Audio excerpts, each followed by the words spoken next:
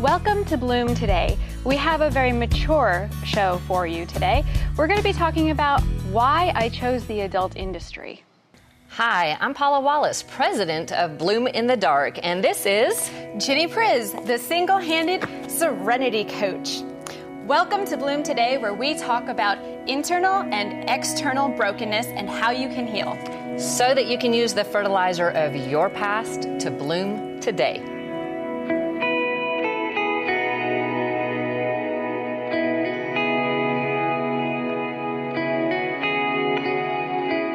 Hey everyone, today we're talking about why I chose the adult industry. Ginny, there seems to be a lot of confusion as to why anyone would choose the adult industry. Like, that just seems like such a strange concept to a lot of people who have never been in the world that would make you want to choose the adult industry. Well, you know, you and I grew up in very different areas of the world. You Yes. having been born in Peru and then moving to the south of, not The South Bible Belt. America, but the south of the United States, and me living in the Northeast close to New York. And that has a very different mindset about the adult industry than the South does, that's for sure. So for me, my experience was very much of these people are liberated. They're free. They're doing what they want to do. They're making a whole lot of money being celebrities, doing very little work, essentially. The rest of us, we're stupid because we're going to work. We're waiting tables, or we're going to college, and we're putting in all of this work for very little return. Whereas these people, they just got it made.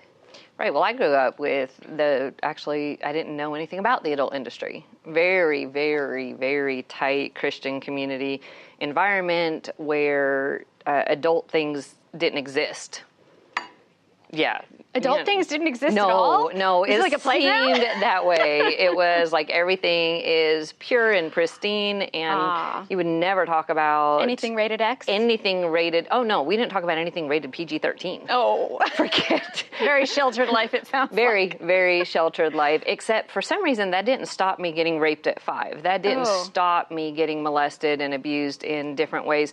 So I don't know that not talking about it was really a solution to anything, because all the bad stuff still happened. Pretending it's not there doesn't actually make it not there. Yeah, it just took looking things up in the dictionary to find terms for the things that had happened to me, because I didn't have any way to relate to it, because nobody used the words like rape. I wouldn't have known what that was. So it's... Well, I mean, that's also not something that's necessarily discussed openly. Except on our show. Except on our show. Yes, but in everyday life, I mean, there's, going to work every day, spending time with your kids, there's not a lot of focus on that, especially in the Christian worldview. It's very much everything is focused on the family. We even have a ministry called Focus on the Family. It's all very family-oriented, and we don't want to expose people or young children to this kind of idea. I think sometimes we think that there's, if we talk about it, then we will somehow make it more accessible to people. Or if we talk about it, somehow it's opening a door to this actually happening.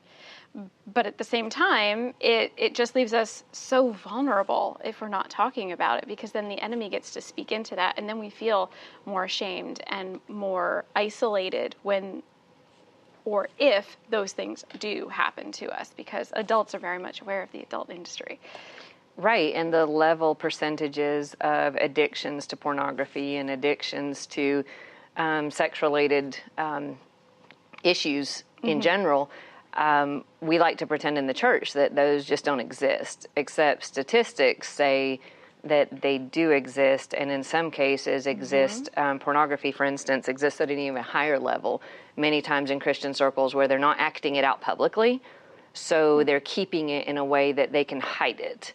And looking at something on your phone in a hidden area is something you feel like you can hide, where... Oh, it's only affecting me. Oh, right. It's not out there. It's not out there affecting anybody else. No. So we like hidden sin within the church a lot of times because we don't want to look bad to anybody. But that doesn't mean we're not doing the sin. Sure. We're just pretending. But and like I said previously, for me, it was very normalized. The whole idea of pornography. I would go in college, there would be parties, and there would be a group of people just sitting and watching pornography, as if this is, just to critique it and talk about it. This is totally normal. This is not something that any of us need to be ashamed of.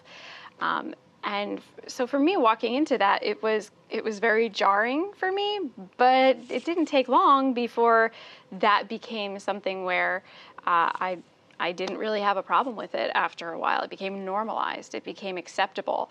And isn't that how the enemy tries and gets you? It's just a little bit at a time. But what it taught me was, well, if it's okay for all of us to be sitting here watching the objectification of women, because most of the porn that's out there is the objectification of women specifically. It's for men who obviously are not wanting to love and care for these women at all.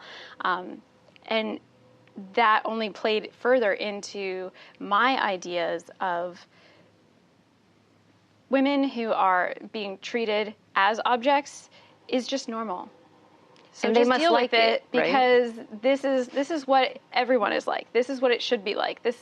And it just continued to normalize that, which led me to, of course, trying to when I would look at myself, would look at my body as, okay, well, am I just like this person or am I like that person? And thinking of myself more as an object rather than the whole of who God made me to be. Yeah, and it changes our perspective about ourselves through abuse and through a variety of situations where I was constantly either praised or critiqued for how I was built or body parts or the different pieces, where it was like I wasn't a whole person. I was just good or bad pieces of a person. And realizing that was affecting not just how I saw myself, it was affecting how I saw other people. And I didn't realize how kind of slanted that had gotten until I had a boss actually offer me to take care of me, take me on vacations, pay my mortgage, do everything in addition to my normal salary and pay. That sounds like an easy ride. Yeah, Sugar daddy. As sugar daddy, as long as I was physically accessible to him whenever he wanted. There's the catch. So he would take care of me if I took care of him. Concept, right. And he was specific about that. And I suddenly realized that I was very tempted by that. Like I would never have thought. I mean, I'm this good Christian girl and I've, tried to do everything right and I'm whatever. But then I realized I had been used and abused enough times by enough people by that point that I figured I'm going to get used and abused anyway. Right. Why not get something out of it? Why not make some money, get some comfort, get some security? Why not get to go on some vacations and do some fun stuff? Because the bad stuff happened anyway. It didn't matter if I was married and it was my husband, or if it was a stranger or a coworker or somebody. I didn't seem to have any rights to my body. I didn't seem to have any rights to any kind of self-respect. I seem to have victim tattooed on my forehead. I'd much rather wear an ex-victim shirt like I do now. Absolutely. But realizing that might not be God's plan. That might not be the way God wanted things for me. Yeah. Well, Satan comes in and he tempts us, and it looks very secure. Like, look at all the security that I can give you if you'll just let go of this one part of you, essentially, and let go of the respect of your body and all of this. But where Satan tries to come in and objectify us, it's because he's trying to steal and destroy what God has given us from our creation, which is that we are essentially priceless and beautiful and put together perfectly by him. Well, we have intrinsic value. It said he created us in his image.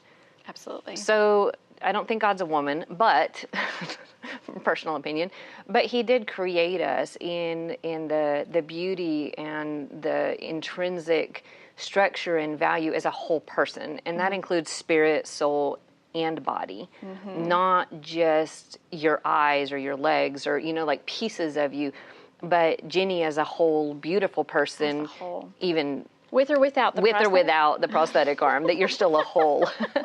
a whole person. And starting to realize that I needed to see myself that way. I needed to see other people that way despite all the conditioning. Yeah. And that would be because God has built that into me. In Ephesians 1:4, he says, even before he created the world, God loved us and chose us to be holy and flawless in his sight.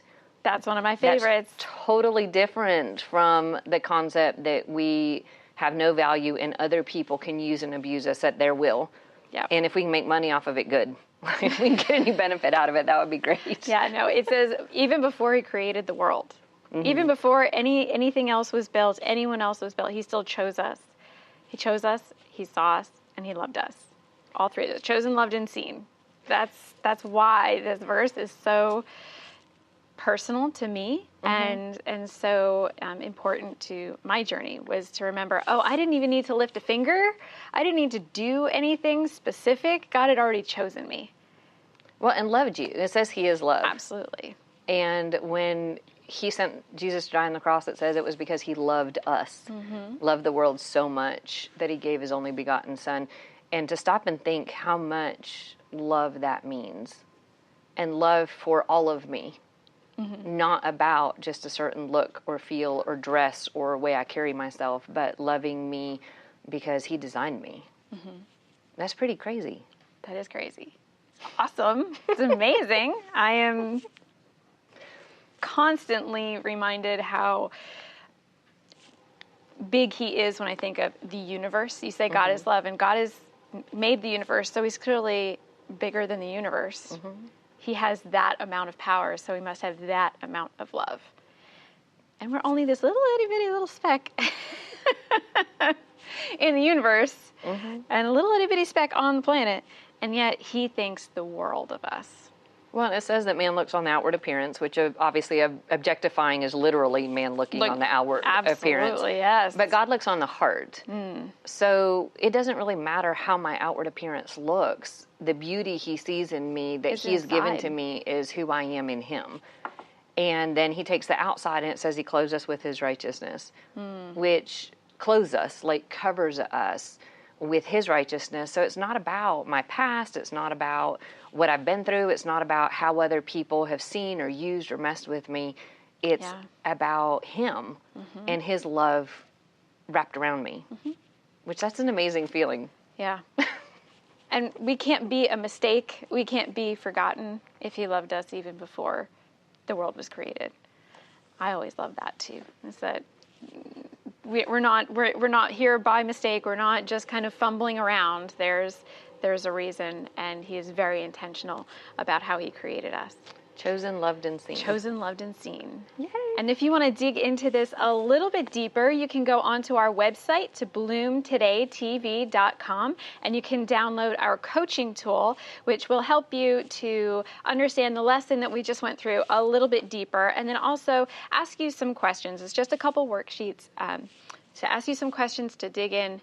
How does this apply to your life? How can you find value in yourself intrinsically, the way God has designed you and put you together to have that value, and give you some exercises to really start walking that out on your journey. Again, that's on bloomtodaytv.com. And we have a guest, right? We definitely have a guest. I'm very excited about this guest. I think that her story is going to be truly eye-opening for myself included, but also for many of our viewers as well. Writer, speaker, advocate for survivors of the sex trade, because she is a former worker in the adult industry. Jessika Fuhrmaneck. Please join us. You're going to give her a hand? Absolutely. Jessika? Here's your hand. Well, thank you, Ginny. You're very Thank welcome. you so much. Oh, you're so kind. Thank you for being here and for sharing with us today. I so appreciate it. Well, thank you for inviting me to the conversation.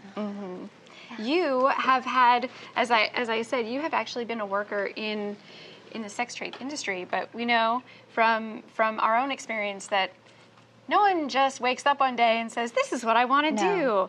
So how did that start? What were the things that led up to that decision? The best way that I can explain that to people is that I was groomed. So I experienced abuse from as long as I can remember. and I experienced multiple abusers under the age of 18. So in my life, all throughout my childhood.